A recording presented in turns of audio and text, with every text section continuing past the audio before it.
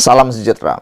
Ramai netizen mengatakan habislah Sanusi apabila mereka mula mengaitkan kes-kes Mahkamah Sanusi yang makin bertimbun. Yang kita ketahui, yang belum selesai lagi kes Sanusi membabitkan beberapa saman fitnah dan juga 2 kes menghasut. Tapi yang terkini, Sanusi didakwa lagi, kononnya telah menghina institusi kehakiman dan juga menghasut. Apa cerita? Dakwaan Menteri Besar Kedah, Datuk Seri Muhammad Sanusi Maknur, bahawa ada pihak diternak supaya sistem perundangan Islam bertembung dengan perundangan sivil, merupakan penghinaan kepada institusi kehakiman Malaysia dan bersamaan dengan perbuatan menghasut. Ini penghinaan kepada institusi kehakiman. Ia salah di bawah Seksyen 3 dan 4 Akta Hasutan. Mahkamah boleh mengarahkan pendaftar untuk membuat laporan polis terhadapnya, kata pengerusi kanun Dr. Zulkarnain Luqman ketika dihubungi Harapan Daily.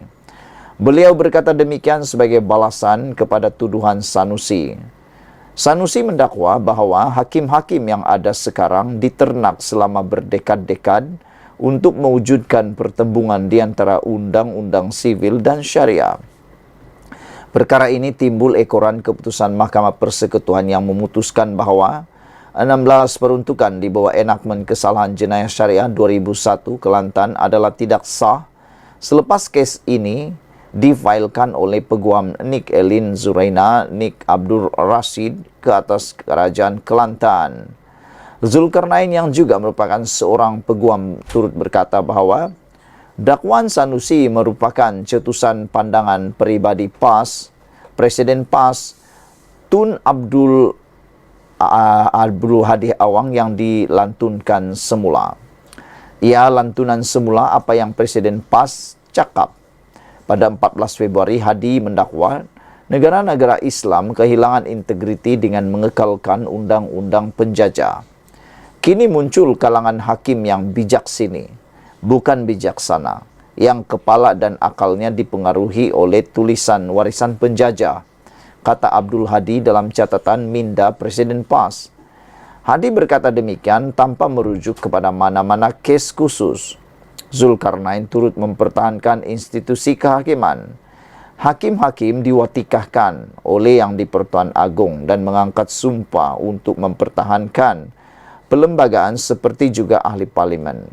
Mereka diberikan kuasa di bawah Akta Mahkamah Kehakiman 1964 untuk mentafsir pertikaian negeri dan persekutuan. Mereka bukan lantikan bidan terjun. Ketua Hakim Negara Tun Tengku Maimun Tuan Mat sendiri mendapat latihan dari Universiti Malaya. Beliau turut menjelaskan bahawa pertembungan yang berlaku sekarang bukanlah pertembungan di antara golongan sekuler dan liberal lawan Islam. Pertembungan ini adalah pertembungan kuasa gubalan Dewan Undangan Negeri dan Parlimen, bukan sekuler liberal lawan Islam. Namun demikian, itulah ramai yang cuba menggunakan isu ini. Kononnya, ia pertembungan antara sekuler liberal lawan Islam.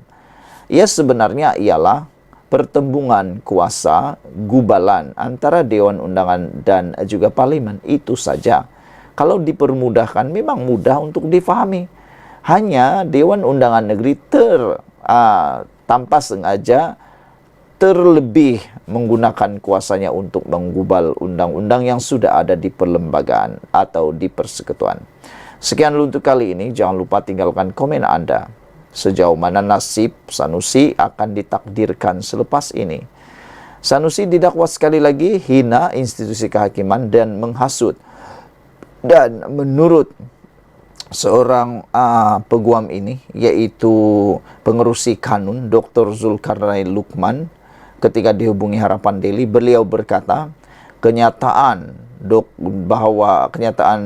Menteri Besar Kedah Sanusi Maknur bahawa ada pihak diternak supaya sistem perundangan Islam bertembung dengan perundangan sivil merupakan penghinaan kepada institusi kehakiman Malaysia dan bersamaan dengan perbuatan menghasut.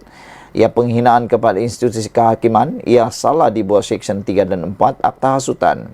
Mahkamah boleh mengarahkan pendaftar untuk membuat laporan terhadapnya, kata beliau. Saudara, kadang-kadang ada orang kata Sanusi ini, dia kata dulu baru dia minta maaf. Tak tahulah kali ini dia mau minta maaf atau dia teruskan juga.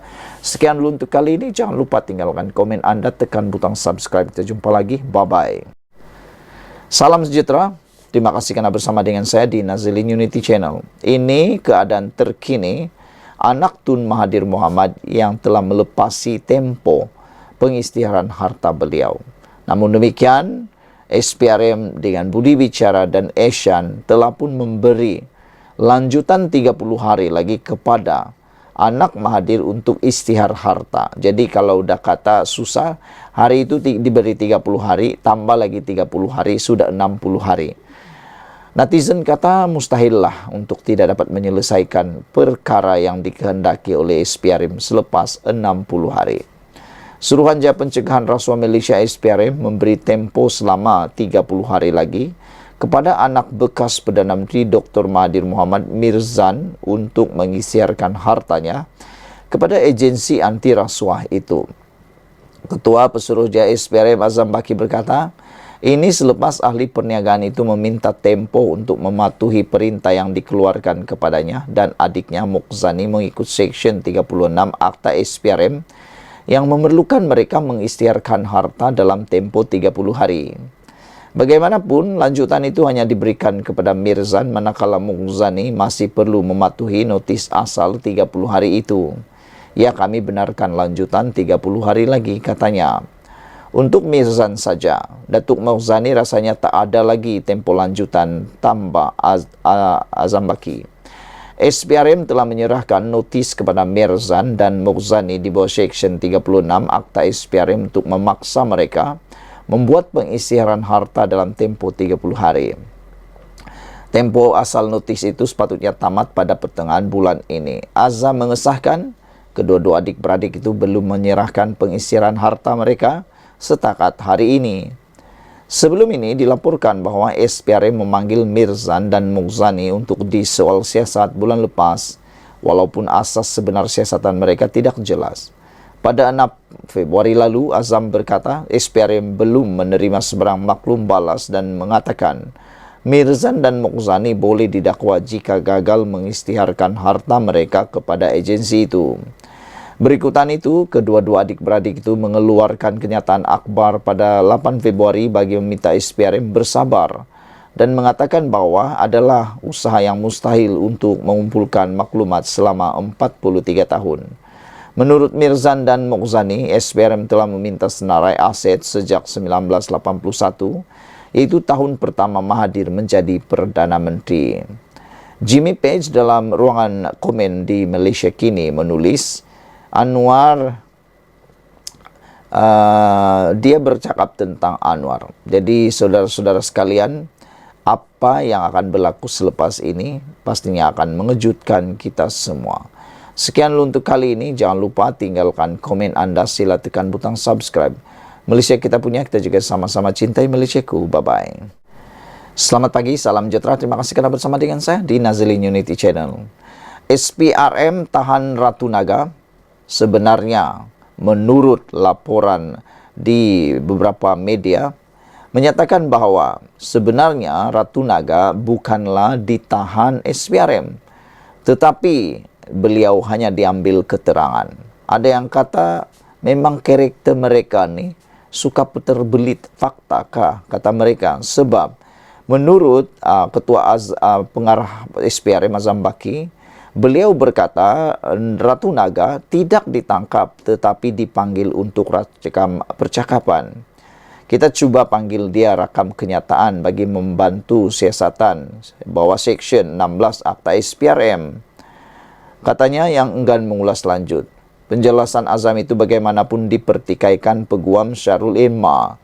Beliau kata rumah diserbu pagi ini dan dia diambil dan dibawa dengan kereta SPRM ke Putrajaya.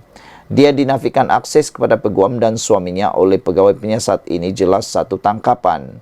Tidak masuk akal Ketua SPRM kata ini bukan tangkapan dan ia sama sekali bertentangan dengan fakta sedia ada, kata Nabila.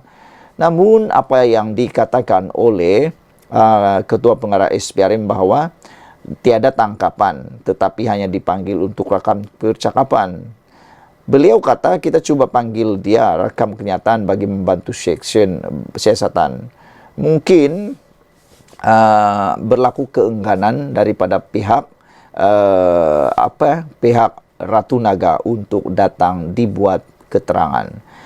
SPRM dalam laporan Malaysia kini telah pun mengambil keterangan aktivis politik Sahrul Emma Rena ataupun Ratu Naga selepas menyerbu rumahnya di Kuala Lumpur pagi ini.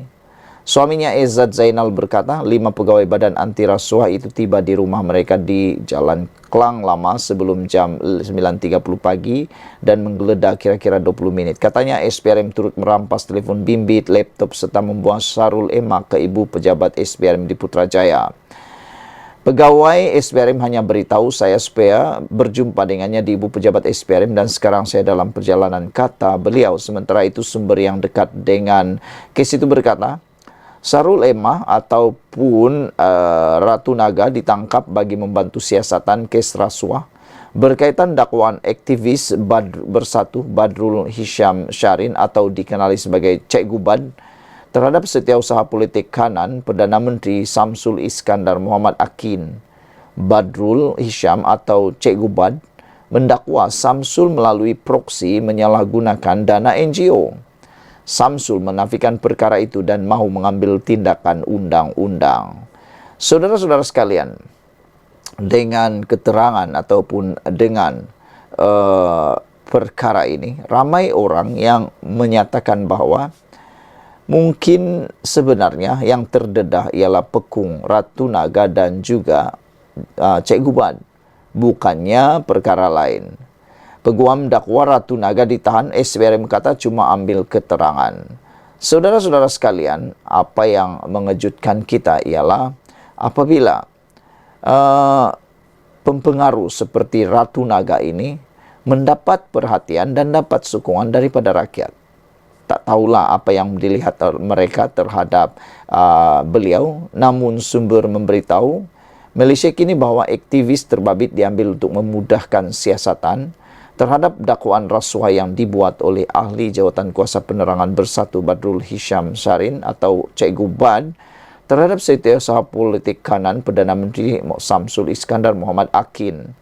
Badrul Hisham sebelum ini menuduh Samsul Iskandar menyalahguna dana NGO. Samsul Iskandar sudah menafikan dakwaan tersebut. Apa yang mengejutkan kita ialah rupa-rupanya ini sebabnya Ratu Naga disiasat oleh SPRM. Sekian dulu untuk kali ini. Jangan lupa tinggalkan komen Anda, tekan butang subscribe. Kita jumpa lagi. Bye-bye. Selamat petang, salam sejahtera. Terima kasih karena bersama dengan saya di Nazilin Unity Channel. Kalau ini benar berlaku, kalau benar 6 ahli parlimen Bersatu dipecat, maka sebenarnya itu merugikan Parti Bersatu. Kerana Akta Lumpat Parti mengatakan, kalau mereka dipecat, mereka bebas untuk beralih ke parti yang lain. 6 ahli parlimen Bersatu yang sokong Anwar dicabar, lepas jawatan atau berdepan pemecatan. Saya rasa mereka tidak akan lepaskan jawatan. Mereka lebih rela untuk dipecat. 6 ahli parlimen daripada Parti Pribumi Bersatu yang berpaling tadah dengan mengisytiharkan sokongan terbuka masing-masing kepada kepimpinan Datuk Seri Anwar Ibrahim, dicabar melepaskan jawatan sebagai ahli parti itu sebelum masing-masing dipecat. Cabaran itu disuarakan Ketua Penerangan Bersatu, Datuk Razali Idris, selepas mendakwa 6 ahli parlimen terbabit berselindung di sebalik kekebalan sebagai ahli parti. Kita cabar mereka mengisytiharkan berhenti sebagai ahli parti dan melepaskan jawatan sebagai ahli parlimen sebelum diusir secara paksa melalui pindahan perlembagaan parti pada Perhimpunan Agung Khas 2 Mac ini. Tiada agenda lain akan dibentangkan pada Perhimpunan Agung Khas Bersatu, melainkan hanya memindah perlembagaan fasal 10 perlembagaan parti itu, iaitu terhentinya keahlian apabila tidak lagi menyokong perjuangan parti. Namun demikian, saudara-saudara sekalian, apa yang mengejutkan kita ialah apabila satu laporan mengatakan Bersatu tak boleh ambil tindakan perlembagaan dipindah lepas sokong Perdana Menteri ke-10. Maknanya, 6 ahli parlimen yang telah menyokong Anwar Ibrahim ini tidak boleh dikenakan apa-apa tindakan, termasuklah terpaksa meninggalkan parti itu atau terpaksa meninggalkan jawatan kerana mereka melakukan keputusan itu sebelum ada berlaku pindahan. Itu sebabnya dijangkakan sebelum 2 Mac akan ada banyak ahli parlimen bersatu yang akan mengisytiharkan sokongan kepada Anwar Ibrahim kerana belum adanya pindahan perlembagaan parti tersebut. Bersatu tak boleh ambil tindakan, kata ahli parlimen bersatu yang mengisytiharkan sokongan kepada Perdana Menteri Anwar Ibrahim, yang mana beliau kata tidak terkesan dengan pindahan perlembagaan yang bakal dibuat oleh parti itu. Ahli Parlimen Gua Musang, Muhammad Azizi Abu Naim berkata, pindahan itu tidak akan menghalang dia daripada terus berkhidmat kepada rakyat di kawasannya. Berkenaan cadangan pindahan perlembagaan yang parti bersatu nak buat itu, setahu saya, parti tak boleh buat tindakan kerana perlembagaan diubah selepas saya buat keputusan menyokong Perdana Menteri ke-10. InsyaAllah tiada apa yang boleh menghalang tugasan saya untuk berkhidmat kepada masyarakat saya untuk penggal ke-15 ini, katanya kepada Malaysia Kini. Terdahulu, Bersatu dilaporkan akan mengadakan Perhimpunan Agung khas pada 2 Mac ini yang dijangka akan menamatkan riwayat 6 jahanam dalam parti itu. Perhimpunan itu akan meminda perlembagaan parti susulan tindakan 6 ahli parlimen yang menyatakan sokongan terhadap Perdana Menteri. Perkara itu dimaklumkan Ketua Penerangannya, Razali Idris, melalui notis makluman berkenaan mesyuarat itu. InsyaAllah maka tamatlah riwayat 6 jahanam, mudah-mudahan Bersatu kembali bangkit dan terus maju, katanya menerusi hantaran di Facebook. Surat makluman mesyuarat yang dikongsikan itu bertarik 13 Februari lalu dan ditandatangani Setiausaha Agung Parti Hamzah Zainuddin. Perhimpunan khas tersebut yang akan diadakan selama 2 jam bermula pukul 3 petang di Pusat Convention Idol IDCC Shah Alam. Sementara itu, Muhammad Aziz berkata cadangan pindahan perlembagaan dengan motif tertentu belum tentu akan diluluskan Jabatan Pendaftaran Pertubuhan ROS. Jadi ini pun menjadi isu juga. Lagipun cadangan pindahan perlembagaan mana-mana parti bukan sewenang-wenangnya akan diluluskan oleh ROS jika ianya dicipta untuk membunuh karakter wakil rakyat terpilih, katanya. InsyaAllah, pindahan tersebut tidak menjejaskan kedudukan saya bersama 5 ahli parlimen bersatu yang isytihar sokong Perdana Menteri ke-10, kata beliau lagi. Sekian dulu untuk kali ini. Jangan lupa tekan butang subscribe. Kita jumpa lagi. Bye-bye.